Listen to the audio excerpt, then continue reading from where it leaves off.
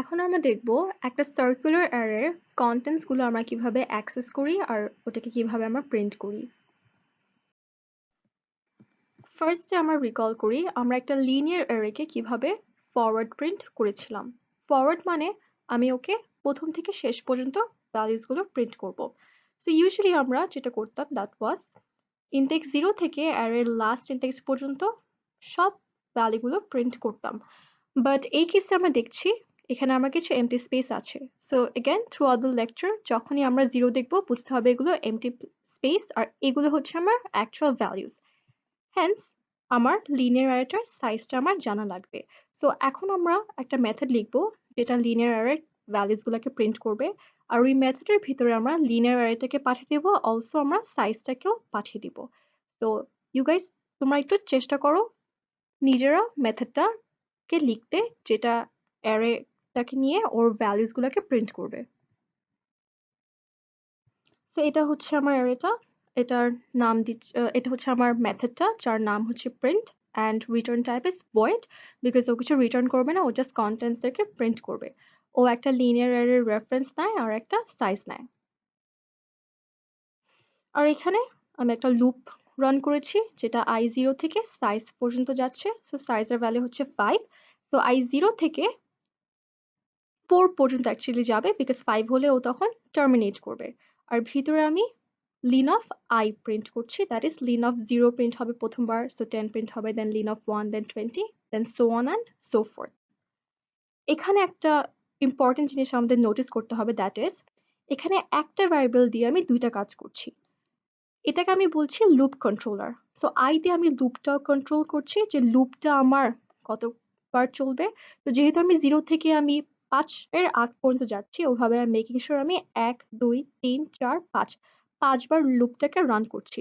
আবার আই দিয়ে আমি ইনডেক্সটাকেও আমি অ্যাক্সেস করছি। সো লিনিয়ার অ্যারেতে এটা আমার একটা সুবিধা যে আমি একসাথে ইনডেক্সটাকেও মেনটেন করছি একটা ভ্যারিয়েবল দিয়ে আর লুপটাকেও আমি একটা ভ্যারিয়েবল দিয়েই মেনটেন করছি। এখন দেখি আমরা একটা সার্কুলার অ্যারেকে কিভাবে ফরওয়ার্ড প্রিন্ট করতে পারি। সো এই সার্কুলার অ্যারেটার সাথে আমি যেটা বলেছিলাম আমরা অলওয়েজ একটা স্টার ভ্যারিয়েবল মেনটেন করবো আর সাইজ ভ্যারিয়েবল মেনটেন করবো। তো তোমরা এখন মেথডটা লেখার চেষ্টা করো পজ করে, যেখানে আমি মেথডের ভিতরে স্টারটা পাঠাবো, সাইজ পাঠাবো অ্যালং উইথ সার্কুলার অ্যারের রেফারেন্স। তো এরকম হওয়া উচিত আমার মেথডটা দেখতে। নেক্সট আমি হচ্ছে লুপ চালিয়ে এই কন্টেন্টসগুলোকে প্রিন্ট করতে হবে আমার। বাট লুপটা লেখার আগে আমরা একটা থাম্ব রুল দেখি। So through out the lecture আমি আরো কিছু থাম্ব রুল দিব। এই থাম্ব রুলস গুলো মনে রেখে যদি আমরা কোড করি সার্কুলার অ্যারে তাহলে কিছুটা আমাদের সুবিধা হবে।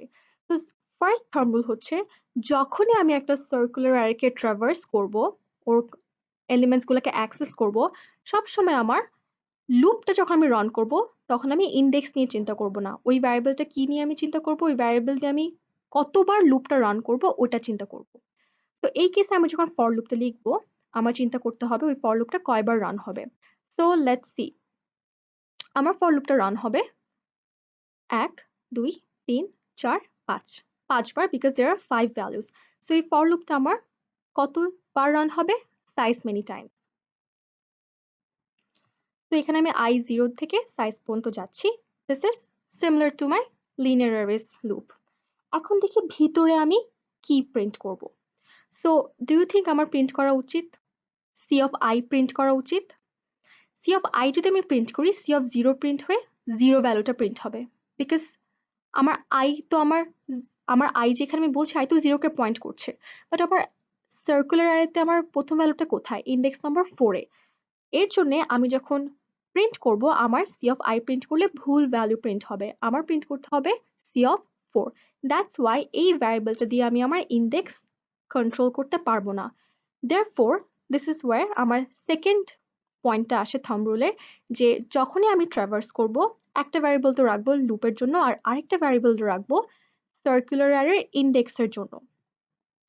সো আমি একটা নতুন ভ্যারিয়েবল নিয়ে আসবো, এই ভ্যারিয়েবলটার নাম হবে ইন্ডেক্স আর আমি ওকে হচ্ছে অ্যারের সার্কুলার অ্যারের স্টার্ট ইন্ডেক্সে পয়েন্ট করাবো।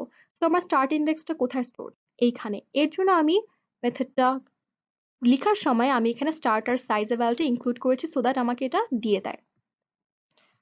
সো আমি এখানে ইন্ডেক্সের ভ্যালুটা স্টার্টে সেট করে দিচ্ছি। আর এই ইনিশিয়ালাইজেশনটা আমি যদিও ফর লুপের বাইরে করেছি, তোমরা এটা আই এর পাশে কমা দিয়েও এটাকে ইনিশিয়ালাইজ করতে পারো চাইলে। আর ভিতরে আমি এখন প্রিন্ট করব C of index, because C of 4 আমি প্রিন্ট করতে চাই। Okay, so C of index print করলে আমার 10 প্রিন্ট হবে।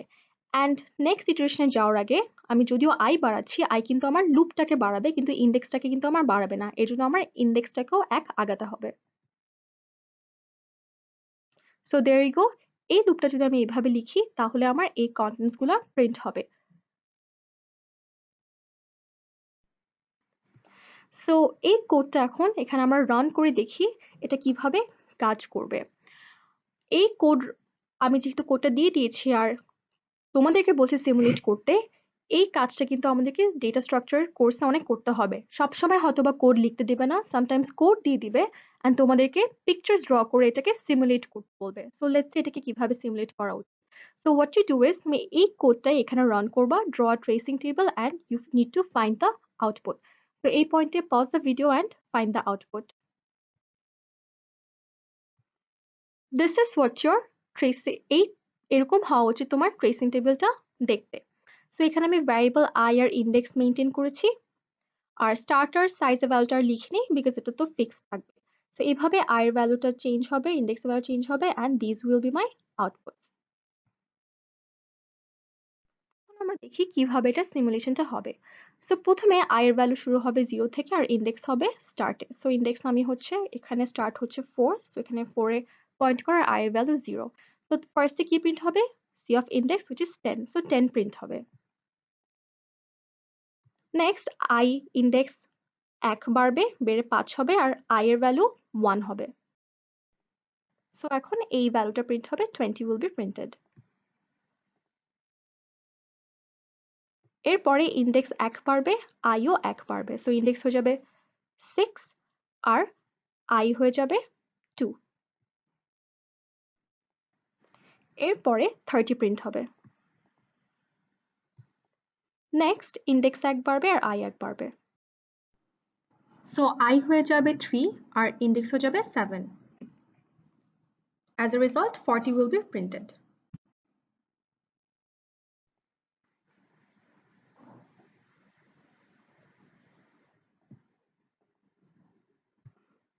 এরপরে ইন্ডেক্স হয়ে গেছে 8, আই হয়ে গেছে 4 আর 50 প্রিন্ট হয়েছে। এরপরে আই এর ভ্যালু 5 হয়ে যাবে, 5 হয়ে গেলে যেহেতু সাইজের ভ্যালু আমার 5, এই লুপটা তখন টার্মিনেট করবে। সো আমরা দেখলাম এই মেথডটা এই সার্কুলার অ্যারের জন্য ভ্যালুসগুলো ঠিকভাবে প্রিন্ট করছে। বাট কোয়েশ্চেন ইজ, এই লুপটা কি সবসময় কাজ করবে? আমি যেভাবে এই মেথডটা লিখেছি এটা কি সবসময় কাজ করবে? এই কোডটা আমরা সেম কোডটা যেটা লিখেছি এটা এই পার্টিকুলার সার্কুলার অ্যারের উপরে আমরা এটাকে সিমুলেট করে দেখি। তো এই পয়েন্টে পজ দ্য ভিডিও আর এই সার্কুলার অ্যারের উপরে এই কোডটা রান করে দেখো, ট্রেস করে দেখো ঠিকভাবে কি প্রিন্ট হয় কিনা।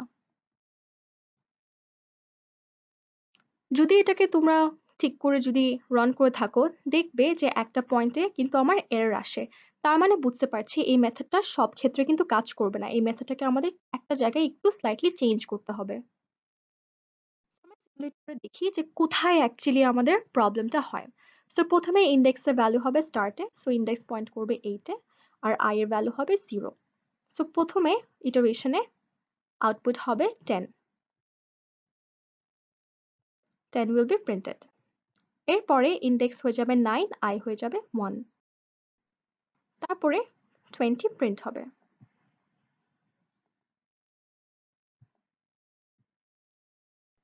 নেক্সট ইন্ডেক্স হয়ে যাবে 10 আর আই হয়ে যাবে 2, তখন 30 প্রিন্ট হবে। অ্যান্ড 30 প্রিন্ট হওয়ার পরে ইন্ডেক্সের ভ্যালু 1 বেড়ে হয়ে যাবে 11 আর আই এর ভ্যালু হবে 3। সো আমি কিন্তু এখনো লুপের ভিতরে থাকবো বিকজ আই কিন্তু এখনো 5 রিচ করেনি, আই 5 রিচ করলেই লুপটা শেষ হয়। সো এখন কিন্তু আমি লুপের ভিতরে ঢুকবো যখন ইন্ডেক্সের ভ্যালু 11, তখন কিন্তু আমি একটা এরর পাবো বিকজ 11 নাম্বারে কিন্তু কোনো ইন্ডেক্স নেই। সো এই পয়েন্টে আমি একটা array index out of bound exception পাবো। বিকজ এটা কখন হয়, যখন আমি একটা এমন একটা ইন্ডেক্স প্রিন্ট করতে চাই যেটা আমার অ্যারের ভিতরে নেই। সো প্রবলেমটা হচ্ছে যখন ইন্ডেক্সের ভ্যালু 11 হয়ে যাচ্ছে তখনই কিন্তু আমার এররটা দিচ্ছে। সো আমার এমন একটা কাজ করতে হবে সো দ্যাট এই লাস্ট ইন্ডেক্সে পড়ে যাতে আমার ফার্স্ট ইন্ডেক্সে এসে পড়ে, এই র্যাপ অ্যারাউন্ডটা আমার করতে হবে। ওকে, সো এই পয়েন্ট আমি চাই তোমরা যদি একটু চিন্তা করে দেখো যে প্রবলেমটা অ্যাকচুয়ালি কখন হচ্ছে। প্রবলেমটা হচ্ছে যখন আমার ইন্ডেক্স ভ্যালুটা 11 হয়ে যাচ্ছে অ্যান্ড আমার এই অ্যারেটার লেংথও কিন্তু 11। সো আমার কিছু একটা করতে হবে সো দ্যাট আমার যখন ও 11 হয়ে যায় ও যাতে র্যাপড অ্যারাউন্ড হয়ে ইন্ডেক্স 0-তে চলে আসে। সো অ্যাকচুয়ালি আমার এখানে একটা কন্ডিশন দিতে হবে যে যদি ইন্ডেক্সটা লেংথের সমান হয়ে যায় তাহলে কিন্তু আমি তখন কি করব, ওকে আমি এভাবে ফোর্সফুলি আমি ওকে প্রথমে পাঠিয়ে দিব, ওর ভ্যালুটাকে হচ্ছে আমি প্রথমে ইন্ডেক্স হুইচ ইজ 0-তে আমি সেট করে দিব। সো পজ দ্য ভিডিও এই পয়েন্টে অ্যান্ড দেখো তোমার কি ঠিক করে কন্ডিশনটা লিখতে পারো কিনা।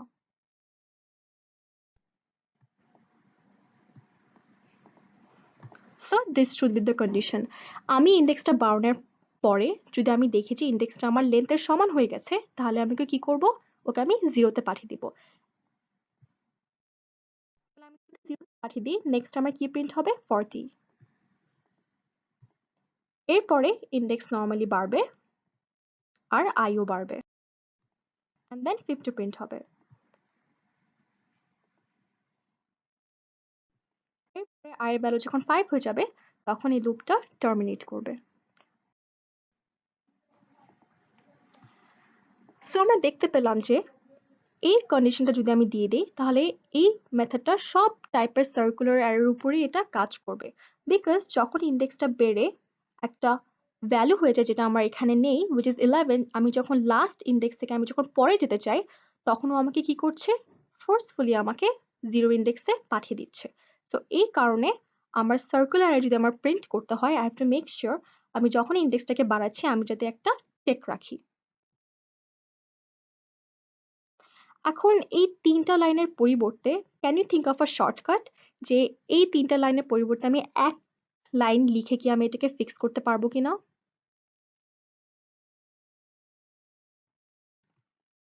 হিন্ট হচ্ছে আমার অ্যারের লেংথ হচ্ছে 11 আর আমার যখন ভ্যালুটা 11 হয়ে যায় তখনই ওকে আমার 0-তে পাঠাতে হবে। সো আমরা একটু দেখি মড অপারেশনটা কিভাবে কাজ করে। আই হোপ বাই নাও তোমরা সবাই মড অপারেশন জানো কিভাবে কাজ করে। তো 11 mod 11 মানে 11 ডিভাইডেড বাই 11 করলে আমার রিমাইন্ডার কত থাকে ওটা আমাকে মড অপারেশন দেয়। তো 11 mod 11 ইজ 0। তো আমি যদি এটা হচ্ছে ভাগশেষ মড, তো আমার যদি 0 হয় আমি যখন আমার লেন্থ 11 হয়ে যাচ্ছে আমি যদি সরি মাই ইন্ডেক্স আমার ইন্ডেক্স যখন 11 হয়ে যাচ্ছে আমি যদি ওকে লেন্থ দিয়ে মড করি তাহলে কিন্তু আমি 0 পাবো। ওই লাস্ট 3 লাইনকে আমি এই স্টেটমেন্টটা দিয়ে আমি রিপ্লেস করতে পারি। তাহলে কি হবে, ইন্ডেক্সের ভ্যালু যখন আমি 1 বাড়াবো আমি যখন ওকে আমি লেন্থ দিয়ে মড করব সো যদি 11 হয়ে যায় তখন 11 mod 11 আমাকে 0 দিবে। সো যদি কখনো বাইরে চলে আসে ওকে আমি মড করে 0-তে পাঠিয়ে দিচ্ছি। এখন কোয়েশ্চেন হচ্ছে এই লাইনটা কি সব জায়গায় কি কাজ করবে? বিকজ ও যখন 8 9 10 থাকে তখন তো আর বের হচ্ছে না, তখন কি ইন্ডেক্সের ভ্যালুটা কি ভুল আসবে? সো চিন্তা করো আমি যখন একটা ছোট ভ্যালুকে একটা বড় ভ্যালু দিয়ে ভাগ করে আমি যখন ভাগশেষটা বের করি ভাগশেষটা কিন্তু অলওয়েজ এই ছোট ভ্যালুটা থাকে, যেমন 2 mod 5 কিন্তু 2। সো আমার যখন ইন্ডেক্স 8 9 10 তখন কিন্তু আমার ইন্ডেক্সটা চেঞ্জ হচ্ছে না, তখন কিন্তু কোনো প্রবলেম নেই। চেঞ্জ হচ্ছে কখন, যখন আমার ইন্ডেক্সের ভ্যালুটা 11 তখন সেটা মড হয়ে 0 হয়ে যাচ্ছে, বাকি সময় ও যখন 1 2 তখন কিন্তু সেটা চেঞ্জ হচ্ছে না। সো আমরা দেখতে পারলাম এই লাইনটা কেন আমরা রেখেছি, সো দ্যাট ও যখন 11 হয়ে যায় তখনই যাতে ও চেঞ্জ হয়ে 0 হয়ে যায়, বাকি সময় কিন্তু এটা এফেক্ট করছে না। তো এখানে আমার সেকেন্ড থাম্ব রুলটা আসে। সবসময় মনে রাখবে যখনই আমি একটা সার্কুলার অ্যারে ইন্ডেক্সের উপরে আমি অ্যাডিশন পারফর্ম করছি ওকে বাড়াচ্ছি, যখনই সার্কুলার ইন্ডেক্সকে কোনোভাবে বাড়াচ্ছি ওই ইনক্রিজড ভ্যালুটাকে আমি অলওয়েজ মড করব, সো দ্যাট কখনো যদি ও বাইরেও চলে যায় তাহলে মড করে আমি ওকে র্যাপ অ্যারাউন্ড করে প্রথম ইন্ডেক্স আমি নিয়ে আসবো। So this is thumb rule number 2।